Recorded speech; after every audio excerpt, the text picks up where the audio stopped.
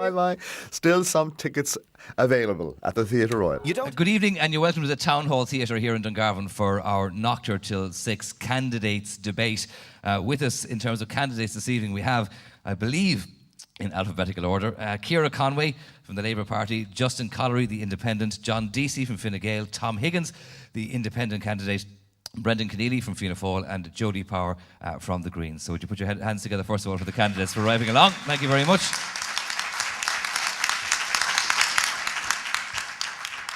Now, without doubt, the election we're facing into on Friday coming is the most important election probably in the history of the state. At this point in time, 4 days out from the election taking place, 1 in 5 people still don't know which way they're going to vote. Perhaps that's some of the reason that you're here this evening. And if it is, hopefully, the debate over the course of the next 2 hours or so will help you decide where you're going to put your number 1, 2 and 3 and so on Friday coming. In terms of the evening, what we're going to do is we're going to ask the people who sent in questions over the course of the last week or so to put their questions to the candidates. If you don't feel comfortable asking the question yourself, just say it to us and we'll quite happily put the question for you. There's sheets of paper being handed around. Please feel free to use them. So first of all, I would like to put the first question now came in from a man by the name of William Revel, who's a listener to the show. William, first of all, what's your own story? Why did you want to put a question to the candidates? You got my name wrong there. It's Revens, William Revens Ardmore. I beg your pardon, William Revens from Ardmore. That's a great start to the programme, isn't it? I was a part-time fisherman for 30 years in Ardmore, and we operated there under the most antiquated and outdated fisheries laws until eventually we were actually forced off the water. But as well as that, I think myself that people have lost faith in the political system overall in Ireland. My daughter, she went to university for 4 or 5 years. She got a good degree. She had to leave for Australia last Thursday week. And my son is in New Zealand. Mm-hmm. And if there is an incoming government with any bit of faith at all in the people and a sensible to the people, they should at least ensure that our young people are not locked out of the country, which effectively they are at the moment. Okay, so just to paraphrase what you're saying, where do the candidates stand on job creation and on immigration? Would that be a fair enough way to put it? And as well as that, if I could just say, sure. To help the inshore fishermen, because the inshore fishermen have been totally marginalised by this government. Right, 2 separate questions and we'll deal with them one after the other. Ciara Conway, first in alphabetical order, can we put that question to you first of all, please? In relation to job creation, I suppose what the Labour Party are saying that we are putting, we're pledging to put 500 million aside, particularly for those kinds of people that you're talking about, because I'm a graduate myself from University College Galway and University College Cork, and it's my peers and my friends are the ones that are unfortunately taken to the boat and taken the plane overseas. I suppose what we're saying is, at the moment, the jobs market isn't what it should be.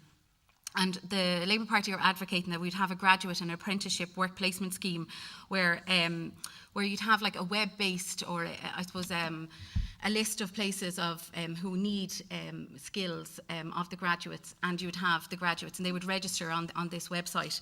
And what we're saying is that the participants would be entitled to the single person's rate of the job seekers allowance during their placement, because currently, on the doorsteps just yesterday, I was in the Dunmore Road and I met a mother of a young woman who's a qualified architect, and with the downturn, they were one of the sectors that has been critically hit by the downturn in the construction industry. And she had been signing on and had been, I suppose, working voluntarily with an architect to keep up her skill base.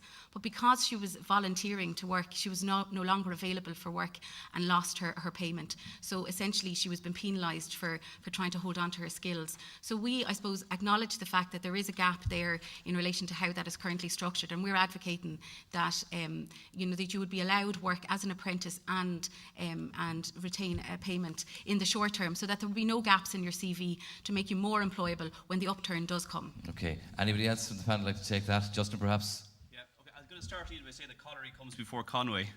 See, that's why I said maybe in alphabetical order. I'm never that great at school. That's why I'm doing this job. Okay, so immigration is a terrible scourge. Currently, we're losing 1,000 young people a week to emigration. And this is the result of the policies which have been implemented by Fianna Fáil and which are being carried on by Fine Gael and by Labour.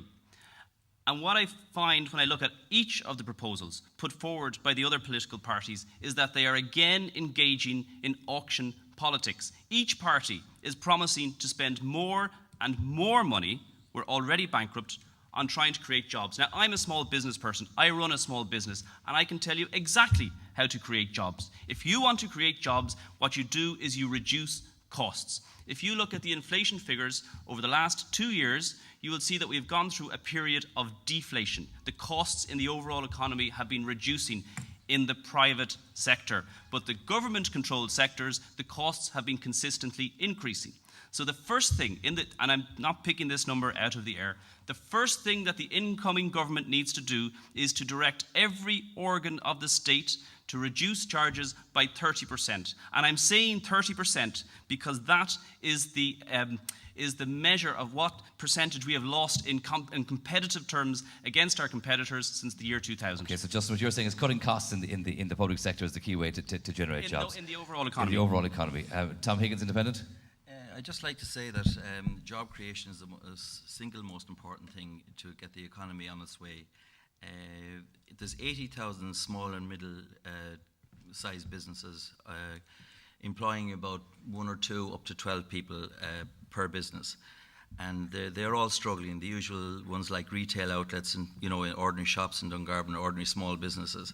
And there's about 40,000 people in the retail industry have been left off in the last few years. And the main reason is that they're undercapitalized, and a lot of their incomes are down now about 50%.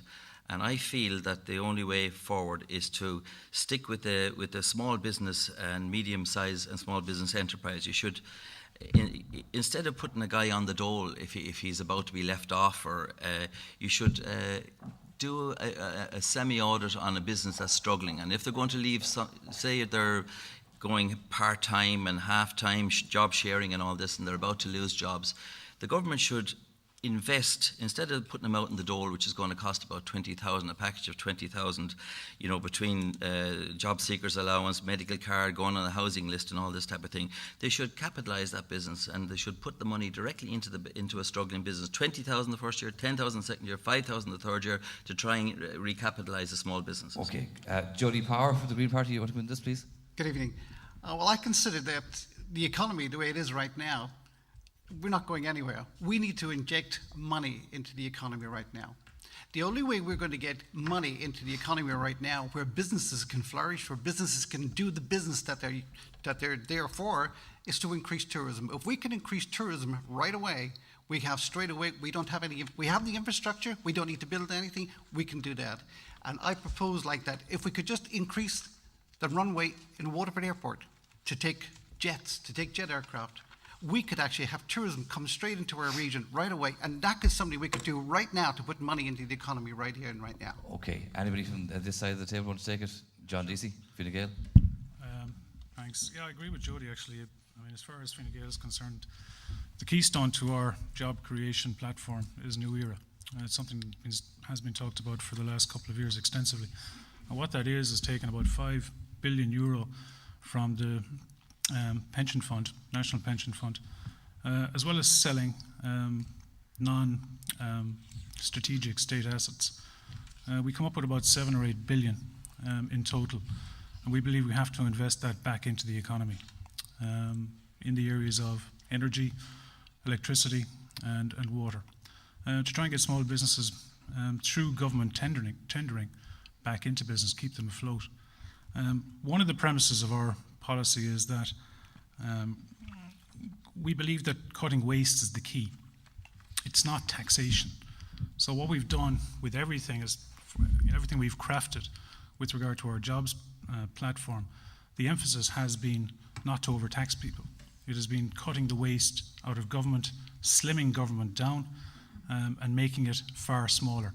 And that's the big difference between Fine Gael and the other parties. We're not going to overtax people, because if you overtax people, the incentive is not there any longer. Okay.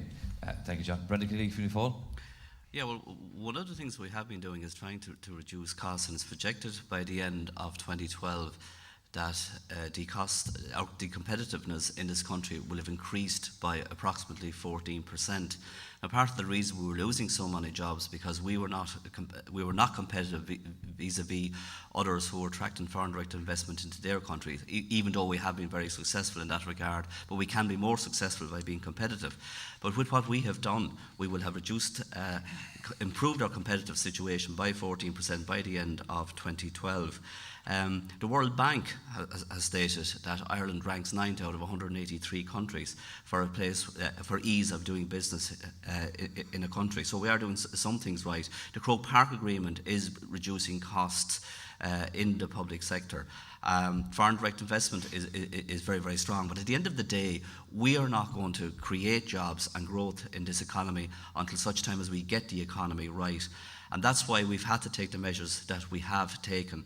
And the exports in this country are surging ahead. We're doing very, very well and can do even better.